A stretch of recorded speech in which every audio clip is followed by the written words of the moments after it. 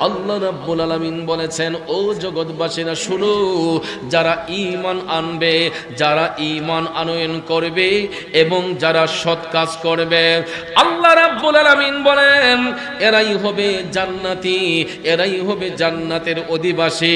সাথে সাথে আল্লাহ রাব্বুল আলামিন বলতেছেন, হুম ফিহা খালিদুন, আর সেখানে তারা অনন্তকাল অবস্থান করবে, চিরকাল অবস্থান করবে। ও বন্ধুরা আমার, বাবাজিরা, এই আয়াতে পাকের সরল তরজমা উপস্থাপন করলাম। এবার এই আয়াতে কারিমার তাফসীর করতে গিয়ে রুহুল বয়ান প্রমাণ করেছে আল্লাহ রাব্বুল আলামিন এই বিশ্বভুবনের মধ্যে যত জাতি সৃষ্টি করেছেন, এরই মধ্যে সর্বশ্রেষ্ঠ জাতি রূপে স্বীকৃতি দিয়েছিলেন মানব জাতিকে। ওই মানব জাতির মধ্য হতে কিছু কিছু মানুষ আমার আল্লাহকে বিশ্বাস করে না, এরা হলো নাস্তিক। আবার ধর্মের মধ্যে বিভক্তি হয়ে কেউ হিন্দু, কেউ বৌদ্ধ, কেউ খ্রিস্টান, কেউ ইহুদি, কেউ নাসারা, ওই সমস্ত ধর্মের বিভাজন যার মধ্যে রয়েছে। অনেক বিধর্মীদের মধ্যেও অনেকেই আল্লাহর সঙ্গে কুফরি করেছে। আবার সত্য ধর্মে দাখিল হওয়ার পরেও, ইসলাম ধর্ম কবুল করার পরেও অনেক ভাই কুফরের মধ্যে লিপ্ত হয়ে যায়। কথা কোন আছে না নাই? মূলত আল্লাহ রাব্বুল আলামিন কাফের মুশরিকদের দাঁত ভাঙা জবাব দিয়েছেন। তাফসীরে রুহুল বয়ান প্রমাণ করেছে কাফের মুশরিকরা তারা কুফরিতে লিপ্ত ছিল, তারা অন্যায় অত্যাচারের মধ্যে লিপ্ত ছিল। এরা যদি কখনো আল্লাহকে অনয় বিনয় করে ডাকে, কিন্তু হাসরের ময়দানে আল্লাহ তাদেরকে ক্ষমা করবে না। এবং ভাইয়ারা আমার, যারা অন্যায় করেছে, যারা জুলুম করেছে, এরা যদিও মুমিন হয়ে থাকে, ওই মুমিনদেরকে আল্লাহ রাব্বুল আলামিন আপন করুণার দ্বারা তাদেরকে দয়া করতেও পারেন। আল্লাহ ইচ্ছে করলে তাদেরকে শাস্তিও দিতে পারেন। ঠিক না বিঠে? এই জন্য আল্লাহ রাব্বুল আলামিন সূরা বাকারার ৮২ নম্বর আয়াতে কারিমার মাধ্যমে বলেছেন, যারা ঈমান আনবে, যারা বিশ্বাস স্থাপন করবে এবং যারা ইখলাসের সহিত ভালো কাজ করবে, সৎ কাজ করবে, এরাই হবে জান্নাতের অধিবাসী। আর যারা অন্যায় অত্যাচারের দাবিত হবে, এরা জান্নাত পাবে দূরের কথা, এরা জান্নাতের সুগন্ধ পর্যন্ত পাবে না, এদের স্থান হয়ে যাবে জাহান্নামের মধ্যে। ঠিক কিনা বলেন? আর ওই সংবাদটা পৌঁছে দেবার জন্য আল্লাহ রাব্বুল আলামিন এই বিশ্বভুবনের মধ্যে এমন একজন নবী প্রেরণ করেছেন গো, যিনি কোন নির্দিষ্ট গোত্রের নবী না, নির্দিষ্ট ব্যক্তির নবী না। তিনি হলেন ৭ আসমান ৭ জমিনের নবী, তিনি হলেন ৮০,০০০ আলমের নবী, তিনি আল্লাহর হাবিব, যার উপাধি হলো রাহমাতাল লিল আলামিন। কথা বলেন ঠিক কিনা? এই জন্য আশেক কয়, প্রেমিক কয়, নবী ছাড়া ওই কবরে নাই রে বান্ধব নাই, নবী ছাড়া ওই কবরে নাই রে বান্ধব নাই, হাসরেতে নবী ছাড়া নাই দরদি নাই, হাসরেতে নবী ছাড়া নাই দরদি নাই, নবী ছাড়া ওই কবরে নাই রে শান্তি নাই, নবী ছাড়া ওই কবরে নাই রে বান্ধব নাই। একটা জবানও বন্ধ রাখবেন না, আওয়াজ করে বলুন না ঠিক কিনা? নবীর প্রেমিকেরা, আল্লাহ রাব্বুল আলামিন এই বিশ্বভুবনের মধ্যে রাহমাতাল লিল আলামিন নবীকে পাঠাইয়া দুনিয়া সম্পর্কে আমাদেরকে জানিয়েছেন, আখিরাত সম্পর্কে আমাদেরকে জানিয়েছেন, জান্নাত সম্পর্কে জানিয়েছেন, জাহান্নাম সম্পর্কে জানিয়েছেন। যদি দয়াল নবী পৃথিবীতে না আসতেন গো, আজকে কি সত্য মিথ্যার পার্থক্য নির্ণয় করতে পারতাম? নবী না আসলে সত্য প্রচার হতো না, নবী না আসলে আমরা সত্য মিথ্যার পার্থক্য নির্ণয় করতে পারতাম না। এই জন্য কবি বলেছেন, সত্যের দাওয়াতে দিলেন নবীজি, আমরা সত্যের দাওয়াতে দিলে আল্লাহ পাক রাজি। কথা বলেন ঠিক কিনা? সত্যের দাওয়াতে দিলেন নবীজি, আমরা সত্যের দাওয়াতে দিলে আল্লাহ পাক রাজি।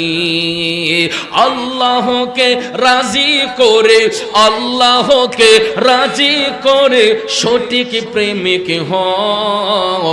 নবী তুমি আমার হয়ে যাও, আমি তোমার তুমি আমার, আমি তোমার তুমি আমার, একবার কথা দাও। নবী তুমি আমার হয়ে যাও, নবী তুমি আমার হয়ে যাও। কষ্ট হচ্ছে আমার বাবাজিরা, জগতের বন্ধুরা রে, ও দুরুল গ্রামের মুরব্বী বাবাজিরা গো, আমার সম্মানিত মা বোনরা যারা শুনছেন, স্পষ্ট প্রমাণ হয়ে গেল নবী ছাড়া দু জাহানে কোনো শান্তি নাই, নবী ছাড়া জান্নাতি হওয়া যাবে না, নবী ছাড়া জাহান্নাম সম্পর্কে জানা যাবে না, ঠিক না ঠিক? তাইলে যেই নবীর কারণে সত্য মিথ্যার পার্থক্য নির্ণয় করলাম, যেই নবীর কারণে জান্নাতের শুভ সংবাদ পাইলাম, ওই নবীর গোলামি করার প্রয়োজন আছে না নাই? কার কার আছে দুইটা হাত তুলে দেখাই। নারায়ে তাকবীর, নারায়ে রিসালাত, আহলে সুন্নাত ওয়াল জামাত, সুন্নি মহাসম্মেলন, সুন্নি মহাসম্মেলন। কষ্ট হয়েছে বাজান, রাগ করেছেন আপনারা? একটু মনোযোগ, লম্বা চড়া কথা বলে আপনাদের মনোযোগ নষ্ট করব না। আমার নবীর গোলামির মাধ্যমে সাহাবাই কেরাম এরা সত্য প্রচারে অগ্রণী ভূমিকা পালন করেছেন। বর্তমান পরিস্থিতির সামঞ্জস্যে কিছু কথা আপনাদের সামনে তুলে ধরতে চাই বাজান। হযরতে ওমর ইবনুল খাত্তাব রাদিয়াল্লাহু তাআলা আনহু আমার নবীর একজন প্রিয় সাহাবী ছিলেন। সত্য প্রচারে যেই ওমর আপন সন্তানকে পর্যন্ত ছাড় দেন নাই, ঠিক না বিঠিক? ন্যায়ের শাসন করতে গিয়ে আপন পুত্র আবু শামাকে পর্যন্ত হযরত ওমর ছাড় দেন নাই। এই জন্য যিনি ছিলেন একজন ন্যায় বিচারক, আমার নবীর আদর্শের সৈনিক হযরতে ওমর ইবনুল খাত্তাব রাদিয়াল্লাহু তাআলা আনহু, যখন তিনি মদিনার রাষ্ট্রনায়ক হলেন, মদিনার রাষ্ট্রনায়ক যখন হযরতে ওমর হলেন, দায়িত্ব পাবার পরে হযরতে ওমর নিজের আমৃত্যুকে বিসর্জন দিয়েছিলেন, নিজের আমৃত্যুকে বিসর্জন দিয়েছিলেন। রাষ্ট্রনায়ক হযরতে ওমর যেই জামাটা গায়ের মধ্যে পরতেন বাজান, ওই জামাটা যদি কোনো দিক দিয়ে একটু ছিঁড়ে যেত, রাষ্ট্রনায়ক হযরত ওমর নতুন কাপড় কেনার জন্য পাগল হতেন না। এই পুরাতন কাপড়টাকে আবার সেলাই করে তিনি গায়ের মধ্যে পরতেন। কেমন রাষ্ট্রনায়ক হযরত ওমর!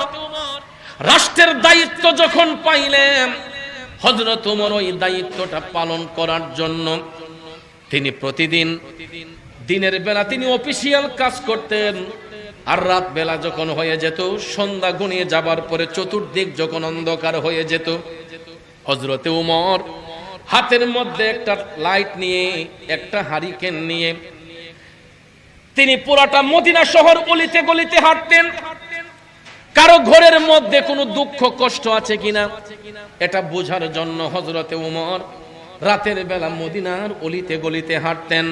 কারো ঘরে কোনো দুঃখ কষ্ট আছে কিনা, গরিব দুঃখী মেহনতি মানুষের কষ্ট বোঝার জন্য হযরতে ওমর তিনি রাতের বেলা মক্কা মদিনার অলিতে গলিতে হাঁটতেন।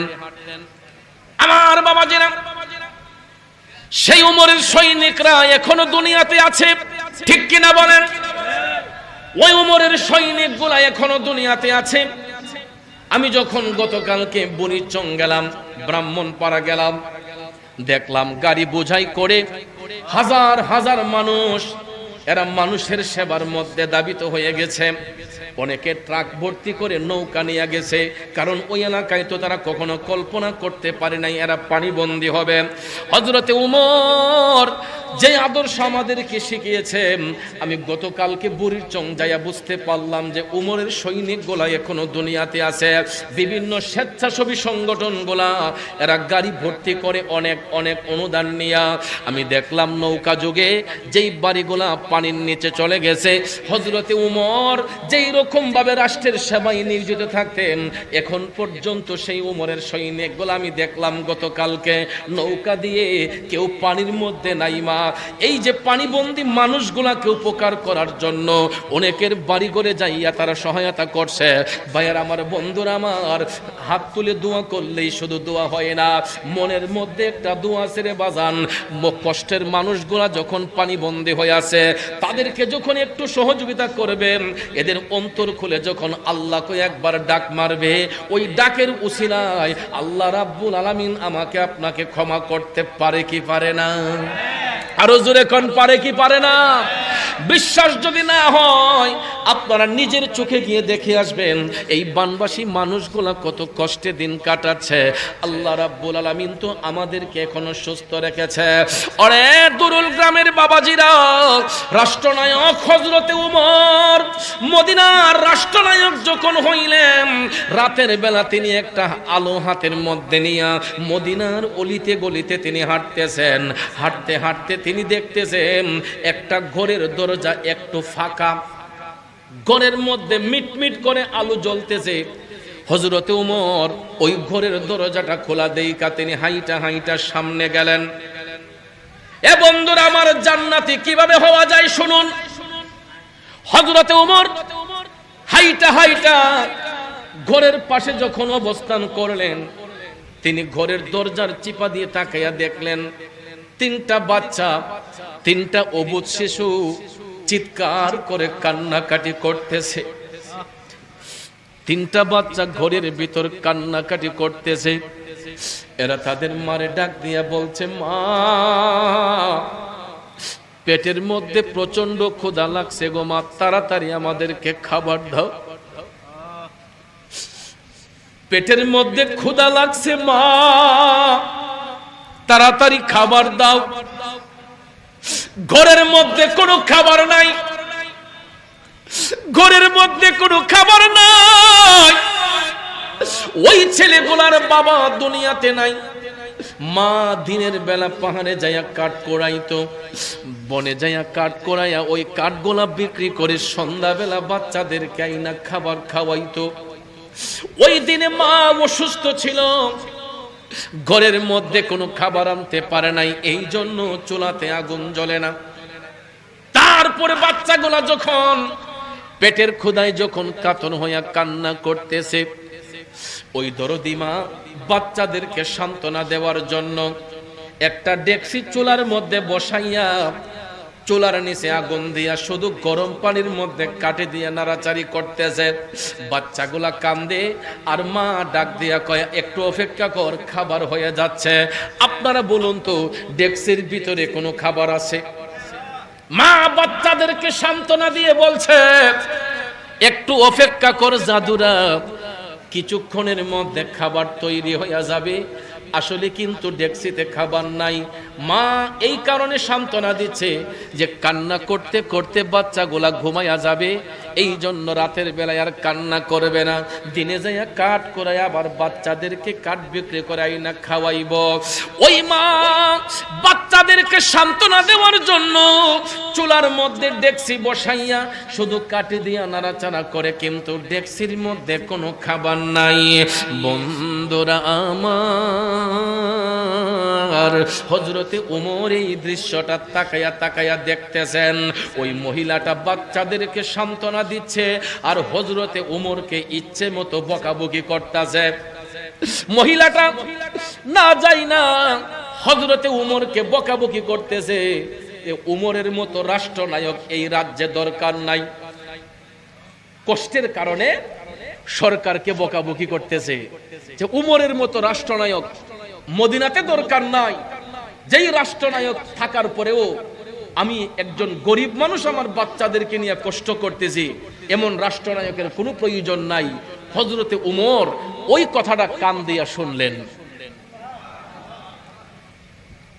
যদি পৃথিবীর অন্য কোনো জায়গার রাষ্ট্রনায়ক হতো, সাথে সাথে ওই মহিলাকে শাস্তি দিত যে সরকারকে বকাবকি করতেছে। কথা কোন ঠিক না বেঠিক? আমার যুবক বন্ধুরা, মহিলা যখন হযরতে উমরকে দোষারোপ করছে, গো উমর টপ টপ করে চোখের পানি ছাইরা কান্না শুরু করলেন। আহারে, বাচ্চাগুলা আমার জন্য আজকে খাবারে কষ্ট করতেছে। সঙ্গে সঙ্গে হযরতে উমর নিজের পরিচয়টা গোপন করে ফেললেন, যাতে মহিলা না বুঝতে পারে তিনি রাষ্ট্রনায়ক হযরতে উমর। যুবক বন্ধুরা, আমার বাবাজিরা, হযরত উমর নিজের মুখের মধ্যে কাপড় বাইদা দিলেন, যাতে করে ওই মহিলা হযরতে উমরকে চিনতে না পারে। তিনি সঙ্গে সঙ্গে পরিচয়টা গোপন করে ওই মহিলার ঘরের দরজার পাশে যাইয়া হযরত উমর অনুমতি চাইলেন। মা, আপনি অনুমতি দিলে আমি আপনার ঘরে একটু ঢুকতে চাই। মহিলা মনে করছে চোর ডাকাত মনে হয়, যে রাতের বেলায় চোর ডাকাত ছাড়া কি আসবে। মহিলা মনে করছে ডাকাত।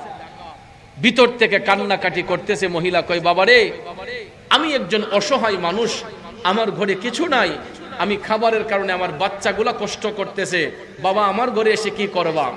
হযরত উমর তাৎক্ষণিকভাবে বললেন, মা, আপনি ভয় পাবেন না, আমি কোনো চোর ডাকাত নয়, বাচ্চাদের চোখের পানি দেখে আমার একটু দরদ হয়েছে, আপনি যদি অনুমতি দেন আমি আপনার ঘরে একটু প্রবেশ করব। এখান থেকে একটা মাসআলা ও শিক্ষা নেন, এখান থেকে একটা মাসআলা ও শিক্ষা নেন। হযরতে উমর কিন্তু সরাসরি ঘরে ঢুকে যেতে পারতেন, উনাকে কেউ বাধাও দিতে পারত না, কারণ তিনি মদিনার রাষ্ট্রনায়ক, মদিনার সরকার। ঠিক না বেঠিক? সরকার হওয়ার পরেও ওই মহিলার ঘরের মধ্যে হযরতে উমর ডাইরেক্টলি ঢুকেন নাই, বাহির থেকে আগে অনুমতি চাইলেন। এটার দ্বারা ওই জিনিসটাও প্রমাণিত হয়, কারো বাড়িতে যদি আমরা যাই সরাসরি গিয়ে ঘরের মধ্যে ঢুকবেন না, এটা ইসলাম নিষেধ করেছে, আমার দয়াল নবী নিষেধ করেছেন। আপনি ঘরের কর্তা, অভিভাবক, অভিভাবক হওয়ার পরেও আপনি বাহির থেকে যখন ভিতরে যাবেন, ভিতরের মানুষদেরকে আগে অ্যালার্ট করতে হবে। এই জন্য ইসলাম বলেছে, আপনি যখন কারো বাড়ির পাশ দিয়ে যাবেন বা কারো বাড়িতে বেড়াতে যাবেন, আগে বাড়ির বাহির থেকে সালাম বিনিময় করেন। কি বিনিময় করেন? আগে সালাম বিনিময় করেন। যদি ভিতর থেকে উত্তর না আসে, আপনি 3 বার গলা কাশি দেন। এটা কেন? কারণ ঘরের ভিতরে মহিলা মা বোনদের একটা ব্যক্তিগত স্বাধীনতা আছে। ঠিক কিনা বলেন? আমরা পুরুষরা যেরকম বাহিরে স্বাধীনভাবে চলতে পারি, মহিলা মা বোনরা কিন্তু আমাদের মতো স্বাধীনভাবে চলতে পারে না। কিন্তু ঘরের ভিতরে তাদের একটা ব্যক্তিগত স্বাধীনতা আছে। যেমন অনেক মা বোনদের ঘরের ভিতরে থাকলে মাথায় কাপড় থাকে না, অনেক মা বোনদের বুকের উপর ওড়না থাকে না, অনেক মা বোনরা বাচ্চাকে দুধ পান করায়। কথা বলেন ঠিক কিনা? তাৎক্ষণিকভাবে আমরা যদি কারো বাড়িতে হুট করে গিয়ে ঢুকে যাই, আর এইরকম পরিস্থিতিতে যদি কোনো মহিলা মা বোন থাকে, তারা লজ্জায় পড়ে যায়। কথা কোন ঠিক না বেঠিক? হাদিস শরীফে রাসূল বলেছেন, আল হায়া ও নিসফুল ঈমান, লজ্জা শরম হলো ঈমানের অঙ্গ। ঠিক কিনা বলেন? লজ্জা শরমের অঙ্গ। এই জন্য রাসূল বলেছেন, মহিলাদের ব্যক্তিগত স্বাধীনতার মধ্যে তোমরা হস্তক্ষেপ করো না। কারো বাড়িতে প্রবেশ করলে ঢোকার আগে অনুমতি নেও, আর না হলে সালাম বিনিময় করো, আর না হলে গলা কাশি দেও, যাতে করে কোনো মহিলা যদি বাচ্চাকে দুধ পান করানো অবস্থায় থাকে, সে যেন তার কাপড়কে সামলে নিতে পারে। কোনো মার যদি মাথায় কাপড় না থাকে, উনি যেন পর্দাটা সুন্দর করে করতে পারে। কোনো মার যদি বুকের উপর ওড়না না থাকে, সে যেন তার নিজেকে সেভ করতে পারে। এই জন্য আপনি ঘরের কর্তা হলেও আপনার উপযুক্ত মেয়ে ঘরে আছে, আপনার স্ত্রী আছে, আপনার মা আছে, তাদেরকে অ্যালার্ট করার জন্য ঘরের কর্তা হলেও বাড়িতে ঢোকার আগে গলা কাশি দিয়ে ঢুকবেন বা সালাম বিনিময় করবেন। এতে কোনো লজ্জা নয়, শরম নয়। অনেকে বলতে পারেন, হুজুর আমার বাড়িতে আমি ঢুকবো, আমি কারো অনুমতি নিব, এমন বলতে পারে অনেকে, যে আমার ঘরে আমি ঢুকবো, আমি আবার অনুমতি নিতাম কেরে। আসলে এটা কোনো কথা নয়, কারণ এটা মহিলাদেরকে অ্যালার্ট করার জন্য, তাদেরকে সেফ রাখার জন্য, তাদেরকে হেফাজত করার জন্য আমাকে আপনাকে এই দায়িত্বটুকু পালন করতে হবে। তাহলে আজকের পর থেকে আমাদের এটা মনে থাকবে তো ইনশাআল্লাহ। ভাইয়ারা আমার, বন্ধুরা আমার, হযরতে উমর ডাইরেক্ট ঘরের মধ্যে ঢুকতে পারতেন, কিন্তু ঢুকেন নাই। তিনি মদিনার রাষ্ট্রনায়ক হওয়ার পরেও তিনি ডাক দিয়ে বললেন, মা, আপনি অনুমতি দিলে আমি আপনার ঘরে ঢুকতে চাই, আমি কোনো চোর ডাকাত নই। বাচ্চাদের চোখের পানি দেখে আমার একটু দরদ হয়েছে। তখন মহিলা অনুমতি দেওয়ার পরে হযরতে ওমর ঘরের ভিতর ঢুকলেন। আরে যুবক বন্ধুরা গভীর মনোযোগ, হযরত ওমর ঘরের ভিতর ঢুইকা জানতে চাইলেন, মাগো কেন তোমার বাচ্চাগুলা কান্না করতেছে? ওই মহিলাটা টপ টপ করে চোখের পানি ছাইরা কেঁদে দিয়েছে। হযরত ওমরকে কয়, আপনি আমার সঙ্গে একটু আসুন। রান্না করে নিয়ে কয়, দেখেন আমার চুলাতে কোনো খাবার আছে? হযরত ওমর পরিচয় গোপন রেখে বললেন, না, চুলাতে তো কোনো খাবার নাই। মা টপ টপ করে চোখের পানি ছাইরা কান্দে। হযরত ওমরকে ডাক দিয়া কয়, দেখেন আমার স্বামী নাই, আমি দিনের বেলা কাঠ কোরাই, বিকাল বেলা কাঠ বিক্রি করে বাজার করে ঘরে আনি, আমার বাচ্চাদেরকে খাওয়াই। আজকে আমার শারীরিক কন্ডিশন ভালো না, আমি কাঠ কোরাইতে পারি নাই, এই জন্য বাচ্চাদের জন্য খাবারের ব্যবস্থা করি নাই। পেটের ক্ষুধা তো আর বাচ্চারা সহ্য করতে পারে না, এই জন্য খাবারের জন্য বাচ্চাগুলা কান্না করতেছে। হযরত ওমর পরিচয়টা গোপন রাখলেন।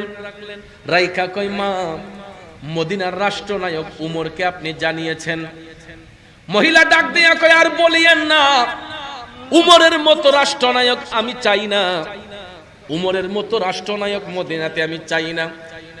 হযরত উমর পরিচয় গোপন রেখে কথাগুলা শুনতেছেন। শোনার পরে ওই মাকে ডাক দিয়ে বললেন, মা আসলে আপনি অনেক কষ্টে আছেন, আমি যদি আপনার ঘরে একটু খাবার এনে দেই আপনার কোনো আপত্তি আছে? মহিলা কয়, বাবা আমি কষ্টে দিন কাটাইতেছি, আপনি আমার ঘরে খাবার দিবেন, এটা কিভাবে হয়? আমি তো ঋণী হয়ে যাব। হযরত ওমর বলেন, কখনো না, মানুষ মানুষের জন্য আমি আপনার সেবায় নিয়োজিত হতে চাই, আপনি কি আমাকে সেই অনুমতি দিবেন? মহিলা ডাক দিয়া কয়, হুজুর ঠিক আছে, আপনি যদি পারেন নিয়ে আসেন। আল্লাহু আকবার বলেন। খাবারের জন্য বাচ্চাগুলা কান্না করছে। হযরত ওমর রাষ্ট্রনায়কের দরদ হয়েছে। বাজান রে, এই দেশে ভাইয়ার আমার মাজার ভাঙ্গার ষড়যন্ত্র হয়েছিল। ইতিমধ্যে আপনারা দেখেছেন অনেক মাজার শরীফের মধ্যে আগুন জ্বালানো হয়েছে।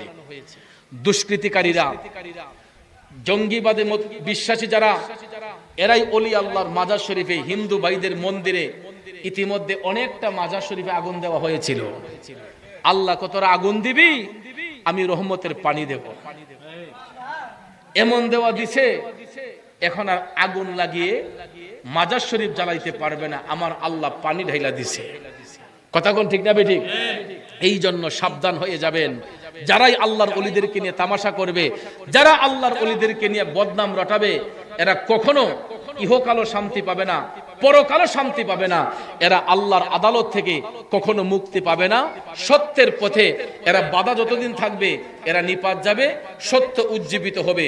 আমরা সত্যের ছায়াতলে থাকতে চাই কি চাই না? আল্লাহ রাব্বুল আলামিন আমি সহ আমাদের সকলকে আহলে সুন্নাত ওয়াল জামাতের পতাকা তলে থাকার তৌফিক দান করুক। সকলে কোন আমিন।